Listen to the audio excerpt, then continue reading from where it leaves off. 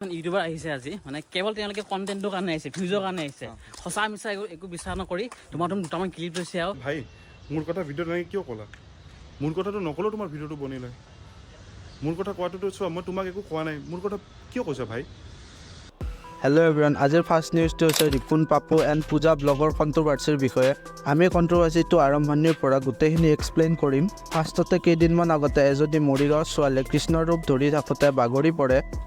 তাৰপিছত তেওঁৰ গাত কৃষ্ণই লম্বা বুলি কয় তাক লৈ পাপু এণ্ড পূজা ব্লগছে কেইটামান ভিডিঅ' বনায় তাৰপিছত ৰিপনেও এটা ভিডিঅ' আপলোড কৰে য'ত তেওঁ ছোৱালীজনীক মিৰ্গী বেমাৰ আৰু DID ৰোগ হ'ব পাৰে বুলি কয় তাৰে ক্লিপটো চাই লওক গাইজ আপোনালোক চালে না এইটো বেমাৰ ইপিলেপসি বুলি কয় আৰু এতিয়া মই আৰু এটা বেমাৰৰ কথা ক'ব গৈ আছোঁ আপোনালোক যিটো কয় DID dance in the dance নহয় ডিছ'চিয়েটিভ আইডেণ্টিটি ডিছঅৰ্ডাৰ যিটো বেমাৰত মানুহে নিজকে আনজন মানুহ বুলি ইমেজিন কৰে তাৰপিছত পাপুৱে ৰিপনক ৰিপ্লাই কৰি কয় যে তেওঁ ভিউজৰ কাৰণে আহিছে আৰু তেওঁ জোতা পিন্ধি মন্দিৰৰ ভিতৰলৈ সোমাবলৈ খোজাৰ কথাও কয় তাৰ উপৰিও তেওঁৰ ইংলিছক লৈ ক্ৰিটিচাইজ কৰে তাৰে এটা সৰু ক্লিপ আপোনালোকে চাই লওক এইখিনি সেইদিনা শিৱকুণ্ডত হৈছে জোতা পিন্ধি মন্দিৰৰ ভিতৰত সোমাব গৈছে মানুহে এই কোন এইটো জোতা পিন্ধি মন্দিৰত সোমালে বুলি বাহি কৰি দিলে তাৰপিছত আকৌ তেনেকৈ দলঙৰ পৰা এনেকৈ কেমেৰা মানে লৰি ঢাপৰি কেমেৰা সেইদিনা তেখেতে মানে পিনে সিপিনে দৌৰি ঢাপৰি কেমেৰা মাৰি ফুৰিছে মোৰ ভিতৰত মই এষাৰ কথা ক'লোঁ ইমান সোনকালে কিয় যাব লাগে শেষলৈ থাকি ভিডিঅ'টো বনাওঁ তাৰপিছত কি কয় কওক সেই বুলি মই মানে ক'লোঁ ইমান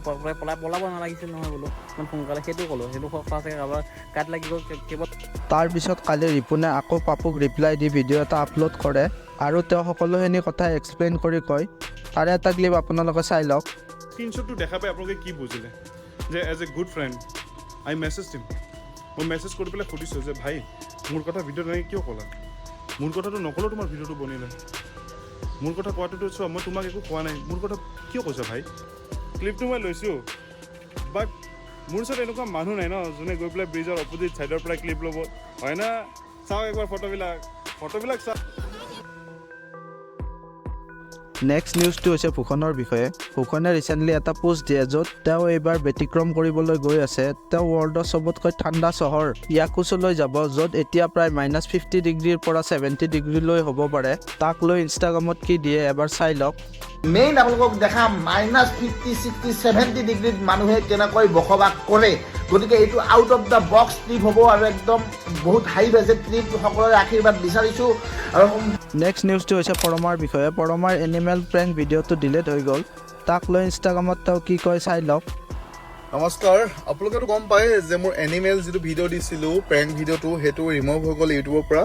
কেলৈ ৰিমুভ হ'ল কি কথা এইটোক লৈ মই ভিডিঅ' দিম অতি সোনকালে মোৰ সঁচা কথা যিটো চেনেল আছে সেই চেনেলটোত দিম যিটো মই ভিডিঅ' আপলোড কৰিছিলোঁ এনিমেল ভিডিঅ'টোত সেইটোত আপোনাৰ 3-4 ঘণ্টা মানতে 30,000 মান ভিউজ আহিছিলে তো এতিয়া মই আকৌ আপলোড কৰিম নে নকৰিম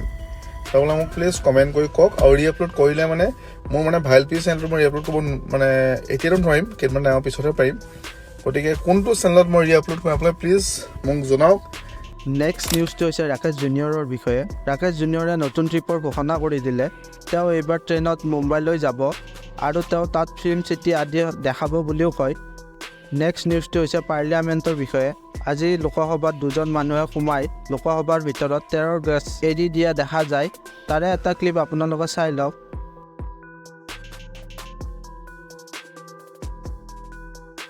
থেংক ইউ ফৰ ৱাচিং